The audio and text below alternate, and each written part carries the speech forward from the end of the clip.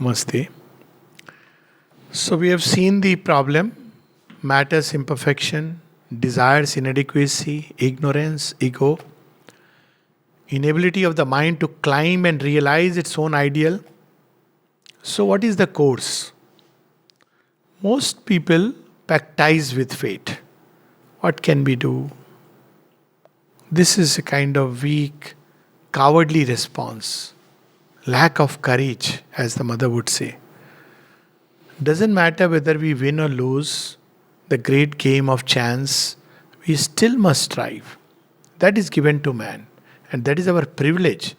Our results may be not in our hands, but to put in effort in what we think is the best and decide as the best, this is given to man. Our, in fact, unique privilege. So we must exercise that. But how to really practice this privilege, how to apply this privilege so that perhaps the tables of fate can be changed. If you look at Indian mythology, several times, this truth comes. Indian thought is not fatalistic. That we are all caught under the spell of karmic law. We have to suffer fate. It is not true. We don't know how to do it. As long as we have faith that things can change, they can change. If they do not change, it means we have not discovered the way to do it. A present impossibility is not the sign of an ultimate eventual impossibility. It only means that right now I have not the means, or perhaps I don't know, or I don't yet have the strength. So one must keep on applying.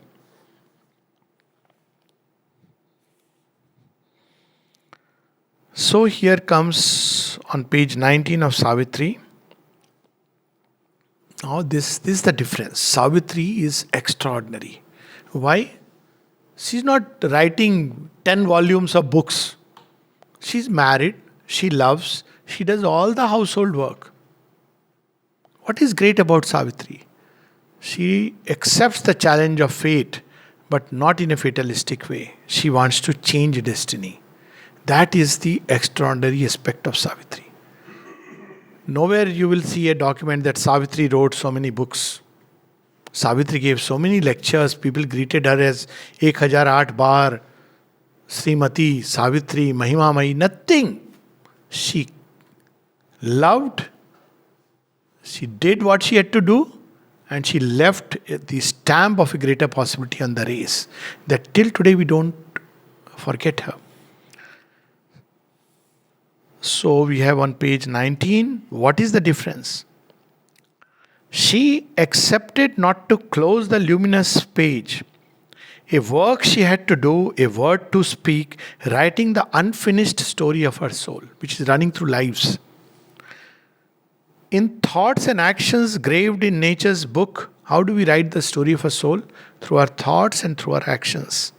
She accepted not to close the luminous page. The moment we say, oh, it's enough, that day we die. We don't die when we die. We die when we stop living and progressing. The day we say, this is all. There's nothing more to learn, nothing more to do. That day we die. Doesn't matter what is our age. And as long as we believe and feel that there is so much more, infinity before us, until then we are alive. And we should be alive right till the last, so-called last moment of a particular life. So she does not accept to close the luminous page, cancel her commerce with eternity, or set a signature of weak assent. To the brute balance of the world's exchange, a force in her that toiled since earth was made, accomplishing in life the great world plan, pursuing after death immortal aims. Look at Sri Aurobindo and the mother's life. When did they start this work? Mother says, since the inception of the earth. They never gave up. Sri Aurobindo, all through they were working for the evolution of the earth. They never gave up. Whether it be as Agastya and Lopamudra or Savitri and Satyavan. They didn't give up. This is the spirit that man must nurture within him. So where to find that power which can change the course of things? So she was not born to forfeit the meaning of her birth in time, obey the government of the casual fact, or yield her high destiny up to passing chance. She's not born for that. That's what we do ordinarily. What can we do, sir? We cannot think of God. We cannot develop spiritually because we are tied up with 100 things. 100 things will always be there. And yet, those who are born to realize, they will, through those 100 things, in fact, they will realize the divine in 100 ways because there are 100 things tying them. In every tie, they will discover the divine aim. In her own self, she found her high recourse. The strength is within. She matched with the iron law her sovereign right. Her single will opposed the cosmic rule. When Sri Aurobindo was asked that what is it that made you realize so many things about yoga, you must be very brilliant, intelligent man. He said, no, it is not that. It is the indomitable will. He never accepted that, this is final. That will kept him moving further and further. In fact, he has at one point used the word inflexible. If once he decided, he decided. The same thing we see in the mother. Till the last, very last moment, such an inspiring life. When the body under the impact of the supramental forces is responding with pain because it's not able to bear. She is forcing it, take it.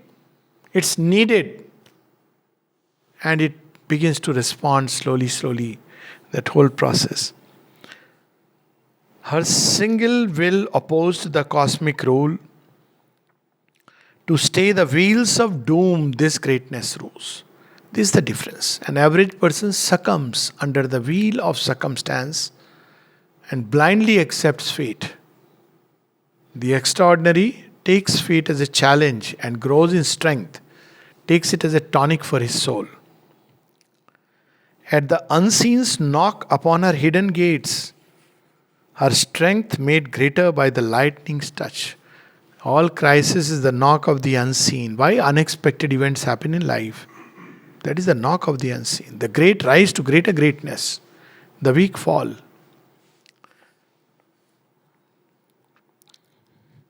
Awoke from the slumber in her heart, he says. Before that, one is sleeping, before the challenge of fate. It bore the stroke of that which kills and saves. It slays the ego, slays the surface soul, and it saves us. Across the awful march, no eye can see. Barring its dreadful route, no will can change. She faced the engines of the universe. Everywhere it was, it cannot be done, it cannot be done, it cannot be done. Even now, Mother and Sri Aurobindo's devotees, how can it be, how can it be? She has fought it all her life, these negations. It cannot be, it cannot be. Yet, she stood steadfast in her will. That's the example. A heart stood in the way of the driving wheels. Its giant workings paused in front of a mind. Its stark conventions met the flame of a soul. So this is what is important, to keep on putting the effort. We give up because we are always thinking, oh, result. This didn't happen within a certain time. It cannot be. But she continues to strive and labor, not only in her body, in all our bodies. When we give up on our high aspiration, on the greatness of an ideal, that actually that's where we have let her down. We don't let her down because nature has difficulties. But as long as we strive and aspire, she is with us. So in every being, she is striving toward the fulfillment of the great ideal. A heart stood in the way of the driving wheels. No. It says, its giant workings paused in front of a mind. With all the negations in the mind says, yes, I can change destiny. Destiny can be changed. Its stark conventions met the flame of a soul. And then what happens? The secret of mastery over fate that Sri Aurobindo reveals to us. A magic leverage suddenly is caught. There is within us a magic leverage that can open the door and bring in a higher consciousness. that moves the veiled, ineffable's timeless will. That's what the Gita speaks of, the prayer of the earth. So, there is something within us which suddenly opens the doors, and that timeless will changes destiny within time. Destiny is a plain time. The timeless will can change it. The will of that which is beyond. Kal ko Mahakal. So that's the story of Markandeya. Beyond Kal is Mahakal. And when he comes, things can change. Or Kali, whose movements change time. So what is the way to do it? A prayer, a master act, a king idea. But prayer is, Sri Aurobindo defines prayer as something that rises from the heart on a crest of emotions. Prayer is not a standard prayer from a prayer book. It must carry the inner state, the feeling, honestly. And it rises on a crest of emotions from the heart. This is the center of prayer. This is not the center of prayer. This is the eternal book, the Veda, from which the prayer must arise. Master act. The whole world denies and defies. And yet one says that no, this is what I am born to do, I'll do it. Master act. A king idea. What is the king idea? Crowning idea. That idea which can synthesize all other ideas. That greatest idea which can make world and God one in one living unity. King idea. So when we live life like that, can link man's strength to a transcendent force. Then we are connected to the force of the transcendent. Then miracle is made the common rule. Why? Because transcendent obeys no law. He is beyond the law. He can change the law. That is the beauty. Then miracle is made the common rule. One mighty deed can change the course of things. Just one act. There is a very interesting story about Mother and Ravindraji, which of course you experienced in a different way. So, for a long time in the ashram, people would come and join the ashram. But they are ready for every work, service, except for cleaning the toilets. It's a lowly work. So Ravindraji, every time, he was the one who used to give work. He would ask, will you do this? Here is the problem. We need in the department somebody to do this. No, give me some other work. So one day he got very frustrated. He goes to the mother and says, Mother, I will take up this work. Nobody is ready to do it. So mother says, she smiled and said, okay, wait for a little more time. Then over the next few days and weeks, suddenly there were 3-4 aspirants who say, we want to do this work. Cleaning of the toilet. Then she goes and says, Mother, what magic you did? He said, no, you did the magic. What was the magic? He says there was a resistance in the human mind that this work is low. And you broke this idea within your own mind and it helped to break the idea in people's minds. So this is the mighty deed which can change the course of things. Fixed course of things. A lonely thought becomes omnipotent. If we concentrate on one idea and make it our life, that's how Swami Vivekananda puts it. First study, reflect, meditate. Then take up one idea. Not too many. One idea. And concentrate on that idea. Make it your life. Let it flow in the veins, in the substance of a being. And then that idea has the power to transmute things. Like laser. Concentrate light, it becomes laser. So, this is the process of changing things. And then, of course, later on in the passage he says, right now if you look at life, it looks like all now seems nature's massed machinery, an endless servitude to material rule, and long determination's rigid chain. Right now it looks like that. Her firm and changeless habits aping law. There is no really changeless law. It's a habit. Our body responds in a certain way to the forces of nature. It falls ill, it falls fatigued. Like with too much of sun. When people complain to the mother, it's too hot. Mother says, my child, make friends with the sun. It's such a paradox that she came from France. Such a lovely climate. and she had to teach people who were here. Make friends with the sun. One of the cures for anemia, she said, walk in the sun. This mysterious, walk in the sun. Something about that light we don't know. The light of the sun probably has a lot more potential in healing than we imagine. Nobody has tried it much. Wherever it has been tried, early experiments, it has shown interesting results, including opening up the blocks within the arteries. So we really don't know, but it looks like a mechanical nature. If you do this, you have this. If you do this, you have this. And even if you look at life very impersonally, you will see it's not true. I know my Mamaji who used to eat handiya bhar ke rasgulla, must have had diabetes or whatever. 50 puris he could eat, and he lived up to 90 plus, healthy, everything. So once I asked him, Mamaji, secret kya hai? What makes you so healthy and strong? He could bend an iron rod like this, and he was not doing any great push-ups or something. He told me, Beta, 1 year of marriage, my wife died. Your mommy died. Since then I practiced brahmacharya. That became the secret of his youth. Look at Swami Dayanand Saraswati. Though he died at 75 of poisoning, but he could stop a car moving forward with full speed just by his hands, by concentrating the strength there. So this is we just think it is a law. It is not a law. By believing in it, we have made it fixed in the human mind.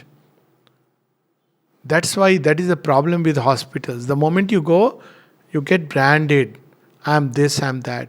You have a blood sugar doesn't mean you are a diabetic.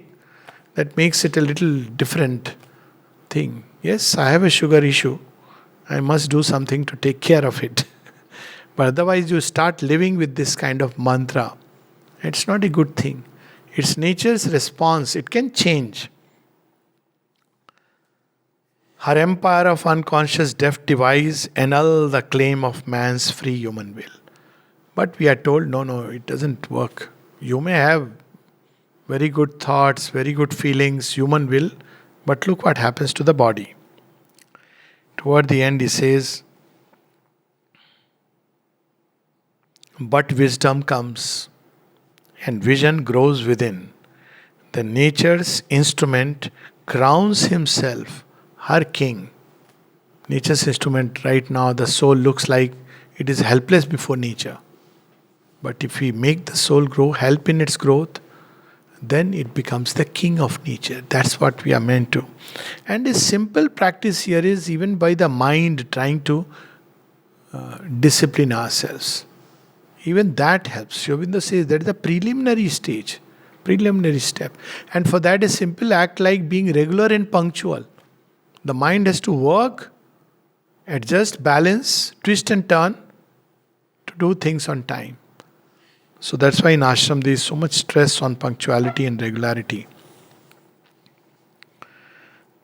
He feels his witnessing self and conscious power.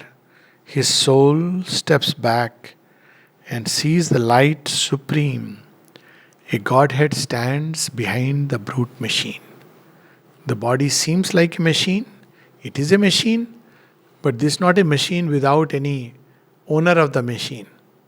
In Indian thought and conception, the body is an instrument of the soul. And if the soul grows, it must reclaim it. Give me my instrument. I'll run the show. Not the ignorant mind and not the vital desires.